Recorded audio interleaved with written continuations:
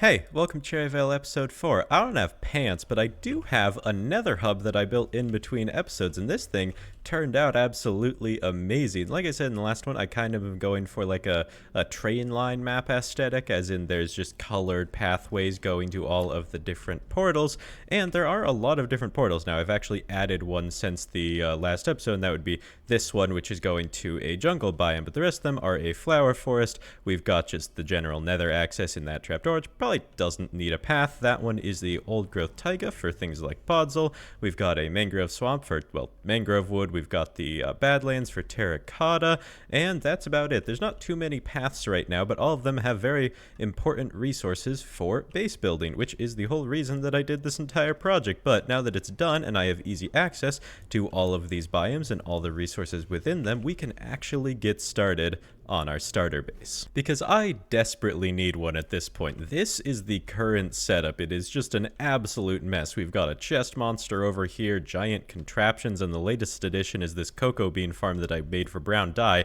and it just keeps getting worse and worse with every episode. And now that I've done a full project, that sheep farm over there, out of this base, I've realized just how horrible it is. Gathering resources for that thing sucked, just having to sort through all of these different chests to find the stuff I need, so we're going to build a starter base today and fix all of those issues. But the problem with building an actual base and not just a pile of chests on a hill is I have to actually make it look good, because I'm very much aiming for aesthetics in this series. I chose a very pretty seed, and I want to make a base that is worthy of that seed. So I've already designed a couple different iterations of my starter base, and let's go look at them, because they all kind of have some issues. This was my first attempt at a starter base, and honestly, it's not too horrible. I made this way back when I came up with the idea for this series, as in found this seed, and it's pretty much just one cherry tree that has two pretty big branches that I have hollowed out. So we've got, you know, some nice rooms in here, but all of this is pretty much just for looks. We've got a beehive in here, which I guess is a little functional,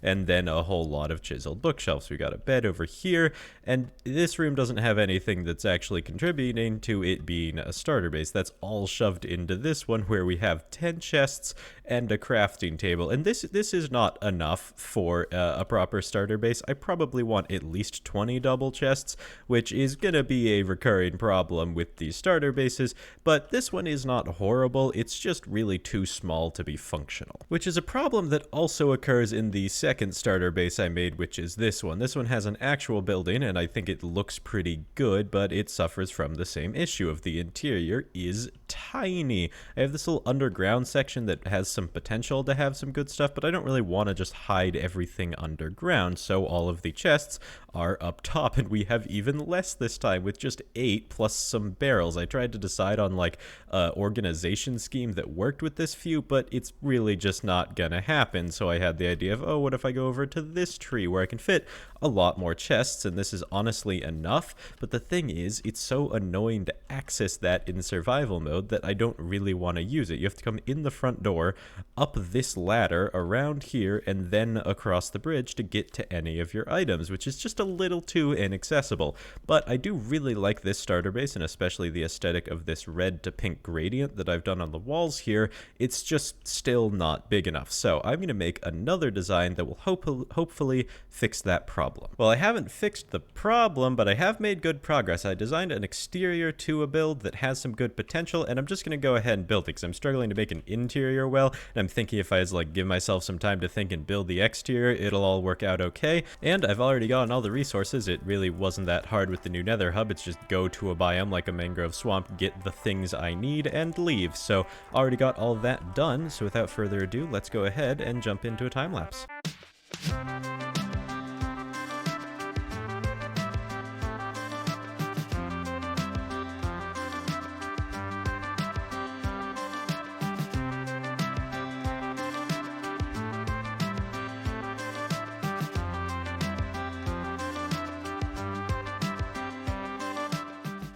Neat. I'd say that turned out pretty good. Like I said, it is just an exterior right now, but I do think it's an exterior that turned out really, really well. I've kept that gradient from the second base design, but I've also incorporated a couple elements of the first base design with the trees up here, which I suppose was also in the second one. I just really like this whole living in the trees thing, because cherry trees are the first trees in Minecraft that are like big enough that you can like properly do this, so I just think it's really fun. And yeah, other than that, it's just kind of a little hobbit hole, and the reason I'm so fine doing just the exterior for now and not the interior is because I don't really have to plan out the interior. I've done a tiny bit of it, like this little entranceway. I made some dirt and some more like cherry tree roots, I guess is what all this is supposed to be, because theoretically all of this stuff is still alive. There's also a rabbit that I lured in here, and he can't leave, so that's fun. Never mind, actually. I thought he was getting stuck on this stair earlier, but either way, I don't really have to plan out the interior because it's up against a big hill, so I can just put whatever I need underground, and I'm completely fine putting it underground because they're hobbits. They live underground. I mean, this is already in a hill. But I still have to actually, like, do that interior. I don't want to just take my chest monster that's over there and shove it in here, which I could do, but it'd be ugly and not very functional. So I want to make it completely functional and also look really good, which means I have a lot of work to do, and probably actually that means undoing some of this, because I think this whole corner looks a little weird. Mostly the window with this vine looks like super janky just because there's cherry logs way too often. But yeah, I have a lot of work to do in here, and I'm gonna try and plan it out pretty well. So let's make a list of everything that I want to have in the interior of this starter base. First up is chests. This one's pretty obvious, but I need storage for my starter base, and chests are definitely the best way to do that. I think I'm gonna go with 30 double chests, and they have to be pretty central, probably just an offshoot from whatever main room ends up being in here, because I'm going to be accessing that definitely the most often out of anything. Second up is just probably going to be a couple blocks that go near the chest, but crafting stuff, crafting table, loom, smithing table, all that kind of thing, probably is going to get stuck in the chest room, but also very important. The third and probably final thing is going to be a create workshop. I just need all of this stuff neat and organized and easily accessible in my base so that I can do crafting with things like presses and millstones. So that one's going to be a little bit harder to decide where that one goes because it requires a lot of infrastructure around it, so probably just deeper into the hill or maybe even further underground somewhere. But those are the only three things I can think of that I need in this interior. Other than a bed, I guess, but I've actually already got a bed in here because I did one of the interiors of one of these cherry blossom trees, and the bed, it doesn't really have to be easily accessible, which is why I chose to put it up here. But now let's start working on where these three things are going to go. Well, I've pretty much worked out where everything's going because I've made a little bit of progress on the interior here. I added another room slash hallway type thing over on this side, did a bunch of decoration in here, and it's pretty much just for looks and to get around to different parts of the base, but we've got some flowers, some roots, some water, because the tree probably needs water. If you're building a house in the roots of a tree, you're probably going to kill the tree if you don't have some sort of thing like that. And it has a nice ladder that goes all the way up to the top, so I can actually get to my bed without just climbing on the hill, which works, but you know, you probably wouldn't have your house like that. And more importantly, it has this little hallway, and now this kind of is a hallway. This way is going to be the chest room, so we're going to dig a decent bit over here so that I can fit about 30 chests behind this wall, and then over here will be the create stuff, and also probably a nether portal, which I forgot to add to that list earlier, but that is another thing I need in here. So now let's get building on one of those. I think I'm going to start with the chests just because it's pretty much going to be a dead end, whereas the create mod stuff is probably going to have a little bit of a continuation over there, and I'm a lot less sure of what needs to actually go in that room. So let's go ahead, dig this out a bit, and add a chest room in. Oh, I am so unbelievably happy with this. It turned out so well. I was getting kind of bored of the like dirt and roots like roof type, so I went ahead and just made it all cherry leaves, and it is the best decision I've ever made. It looks so pretty. You have these particles just like constantly, and considering a chest room is where I spend a lot of my time, I am so happy with this. I've also hidden candles up in the leaves for like maximum aesthetic lighting, so it kind of just looks like the leaves are glowing. I mean, you can pretty clearly see the fire occasionally, but like it's fine. And other than that, is just a really great chest room. We have 30 double chests in total, even if some of them are blocked by the cherry leaves, but you know, aesthetics are important, so I'm fine with that. And we have all the crafting stations we could need. We've got an anvil that if it breaks, we can press this button right here to automatically refresh it with the anvils that are there. I've got 5 of them up there, so or 4 and 1 there, making 5, so hopefully I won't have to restock that for a while. We've got a stone cutter over here, and the rest of the crafting stations are right here. We've got a crafting table, we've got a smithing table, we've got a loom, and a cartography table, and then it just cycles back to crafting table. That thing I'm really happy with, because all 3 of these other crafting stations, like, I don't need a smithing table or a loom or a cartography table that often, so like hide them away behind the crafting table. It's perfect. And I would have put the stone cutter in there, but having 5 things in a thing like this is so much harder than having 4 things in a thing like this. And also it's not a full block, so it would have annoyed me like a little bit, so it's just sitting under the leaves, but I think it's fine. So that's this room done. Turned out super well. I am unbelievably happy with it, and I'm not going to move all my items in just yet, just because, like, if my items are here and my create stuff is up here, if I have to make anything using any of these machines and I have to go back and forth like more than once, it's gonna just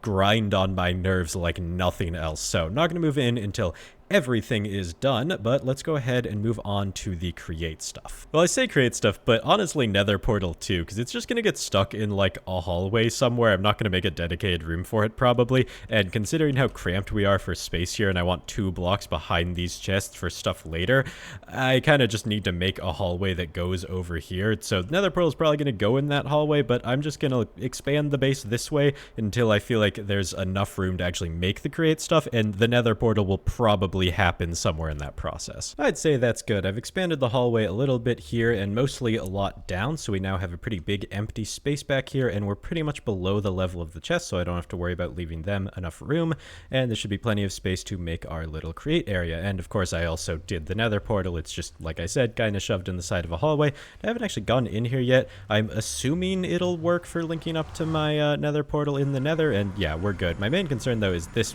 probably won't link up to the same nether portal that it did. It'll probably link up to this one, which I suppose is kind of good. It just means that gathering resources later is going to be a little annoying, because I'll have to go into that one and then it'll pop me back out of this one, and I'll have to make that trek, but that's not too bad. So let's get on to the create stuff, which is going to be a little bit more complicated than the other stuff I've built, because firstly it's create stuff, so I just have to actually like have power systems and stuff, which I did a little bit for the crafting station switcher over here, but it's going to be a lot more complicated. But also there's just a lot of stuff that I have to put in there, a lot of different like contraptions and things, so I'm gonna make a list to make sure I don't forget any of them. That is actually more than I thought it would be. It's a lot of stuff, but that's because this is going to be absolutely everything I could ever need in a create workshop, and if I think of more stuff I'll just smack it on the list. But I think with that we're kind of ready to build this thing. I have to design it, but you guys don't need to see that part, so let's jump into a time lapse.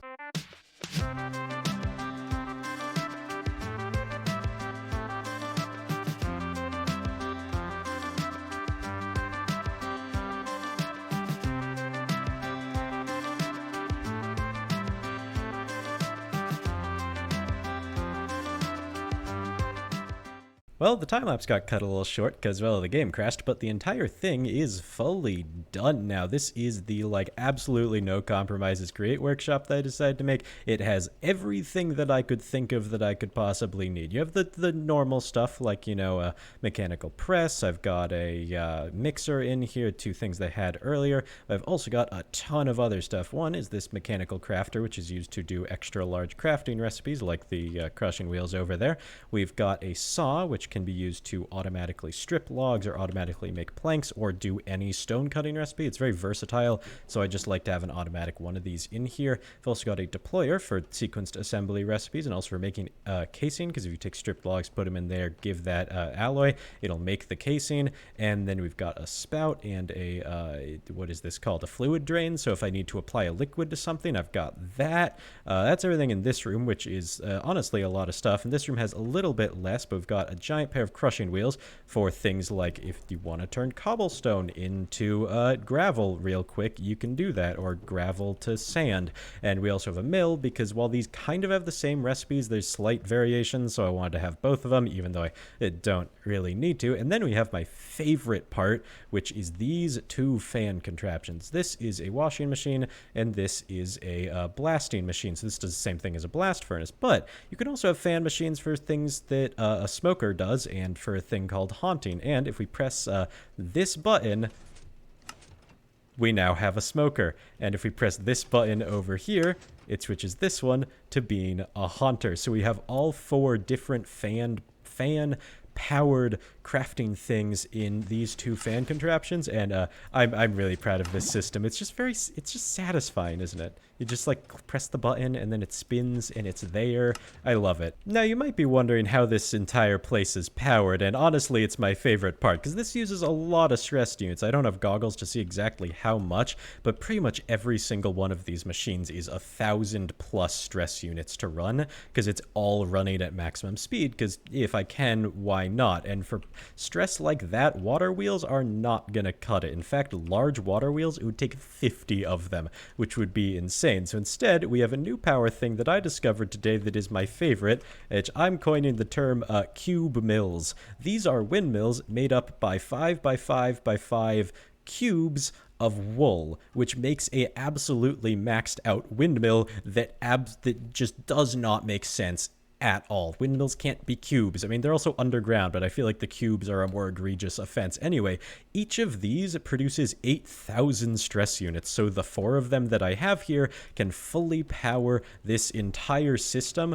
with power to spare. I have like 7,000 extra stress units, which means that if I ever come up with more stuff that I somehow need in this, I can just kind of power it with that, which is really cool. I mean, I might have to add another cube mill because 1,000 isn't actually a lot for powering something at maximum speed, but either way, this is absolutely amazing. And also, it just is pretty. I think I did a good job on the like aesthetics of it, although it's very similar to the chest room, you know, cherry leaf ceiling with torches in it and then some water on the ground for a little bit of detailing. But nonetheless, it looks very good and it is extremely functional. And with that, the entire starter base is complete, which means we are just about at the end of the episode. So if you liked the video, make sure to hit all the buttons down below, and I will see you next time.